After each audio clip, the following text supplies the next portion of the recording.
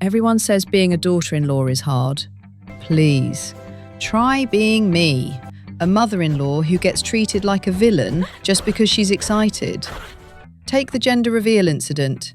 I accidentally saw the report. I only told 2 cousins. Okay, 6. Fine, 12. People exaggerate. Suddenly, I'm the problem.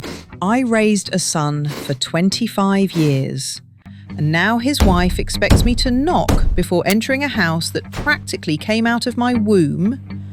And this is just the tip of the iceberg. Let me tell you how my life has been so far, ever since he met her. So one day, he tells me he's seeing someone. Mom, I'm seeing someone. Obviously, I don't hear that. I hear, you're being replaced. I meet her and she does the unforgivable. She's polite and normal. She's not crying with gratitude for being in my presence. Huge red flag. So I start collecting data. I'm not spying, I'm investigating. She doesn't fold her hands when greeting me. She said "we" about a future plan. She suggested he try a new shirt I didn't buy. When I write everything down in a notebook, my son calls it paranoia.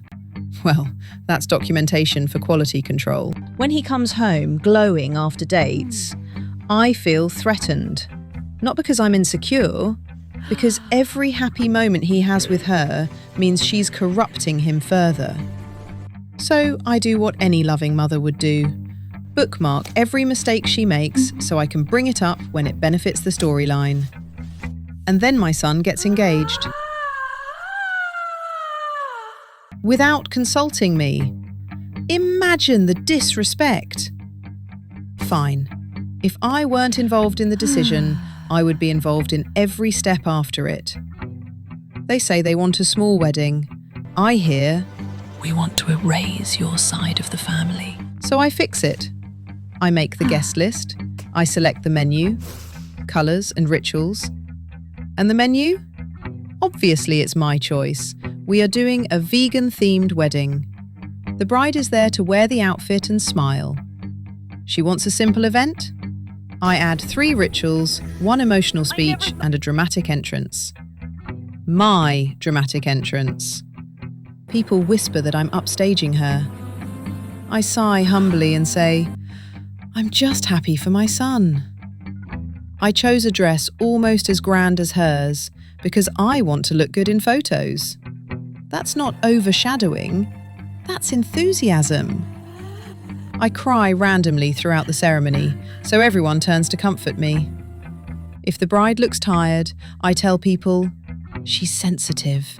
She doesn't understand our family yet. Hey, I'm not sabotaging. I'm just emotional. So my son decided to move out. They call it starting their own life. I call it abandonment. They don't think about me for once. I am the queen mother. I insist on keeping a spare key, in case of emergency. The first emergency is me feeling lonely on a Tuesday.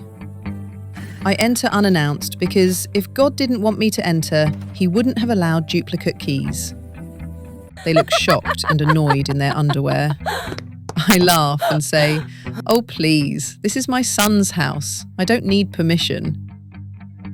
I don't like the kitchen layout, so I fix it. I don't like the sofa, so I change it. I don't like their beige curtains, so I gift new floral ones. If I stay for a few days and end up staying 3 weeks, that's not overstaying, that's bonding. She hints that I might be more comfortable at my own home. I clutch my chest and say, so now I'm a burden? After everything I've done for my son? Drama is a communication tool. I open their drawers to organise. I open their mail by mistake. I learn their finances, fights, and contraception preferences, and somehow they're offended, even though I should be the one offended for not being consulted. Ungrateful. One day she cooks, everyone eats, I wait for the perfect moment.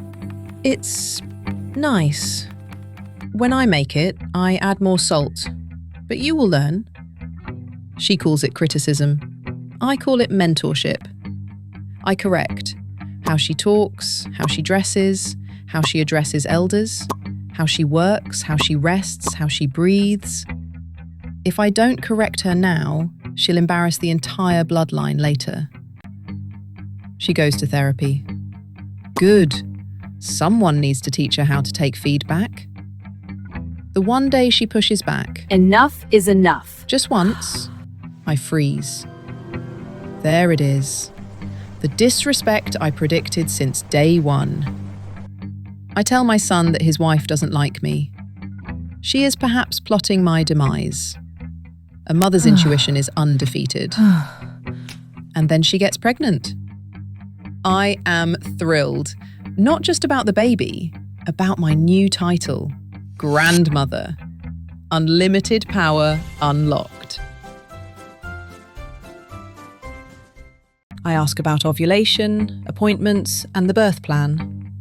If she refuses, I think she's hiding things. I start calling the fetus my baby. If she flinches, I tell relatives, nowadays daughters-in-law don't let grandparents love their own blood. Then comes the gender reveal. I accidentally see the report. I leak it to 2 cousins, then 4 more. Then the news spreads on its own. Virality is a blessing. At the party, when the colour explodes, they are shocked. Nobody else is. I hug my son before she can. I scream, FaceTiming relatives who hold their phones half an inch from their faces. I practically cry into the cake. Before the couple even sits down, I post on Facebook, God has blessed me with a grandson. She quietly says, Hey, that was our moment. I genuinely don't understand why she is so mad about the whole thing. I was just excited. Why is excitement illegal now? When the baby arrives, I escalate. She says no sweets, I slip biscuits. She says nap time, I wake the baby for cuddles. She says no visitors, I show up coughing, it's just dust. She says don't kiss the baby, I kiss harder. She calls it overstepping, I call it bonding. I steal every first. First bath, first ritual, first photo reveal. I am the grandmother, of course. These moments are more important to me than hers. She can have her moment when she becomes a grandmother. Then one day, they set boundaries. Please call before coming. Please don't share baby photos without asking. Please respect our rules. 3 sentences. I hear, you are unwanted. You are useless. You are the villain. So I activate survival mode, victim mode. I say, after everything I've sacrificed, you're killing me with this behavior. My blood pressure is high. I'll just stay out of your lives, then you'll be happy. I cry strategically. I tell relatives, I don't interfere in anything. Still, they treat me like this. I call it love. They call it manipulation. Same thing, different perspective. Whatever. I start calling my son when he's alone. I give him the edited version. She shouted at me for posting 1 photo. She doesn't let me see the baby. She is separating you from your family. I leave out the part where I licked the baby's face during flu season. I talk to aunts, cousins, neighbours. I plant 1 line everywhere. She doesn't respect elders. I post quotes like, one day children will understand what parents did for them. Totally not about them, just in general.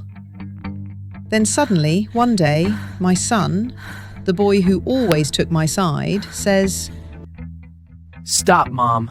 She's not wrong. Stop, Mom. You can't come over like this. You have to stop being like this. Can you imagine the betrayal that pulled at my heartstrings? I don't think, maybe I went too far. I think, this girl turned my own son against me. I tell relatives, he has changed. He's under her control. I don't recognize him anymore. I did everything right, and they're just ungrateful. They see me less, share less. Sometimes they just don't pick up. She even changed the locks. I sit alone replaying the past. I don't remember entering their bedroom unannounced. I don't remember hijacking the gender reveal. I don't remember violating boundaries and calling it love. I only remember my sacrifices. I tell anyone who'll listen, it sucks to be a mother-in-law. No matter what you do, you're always the villain. I never ask why they both look so relieved when I leave. All jokes aside, this is just a satire video. Most mother-in-laws are a sweetheart.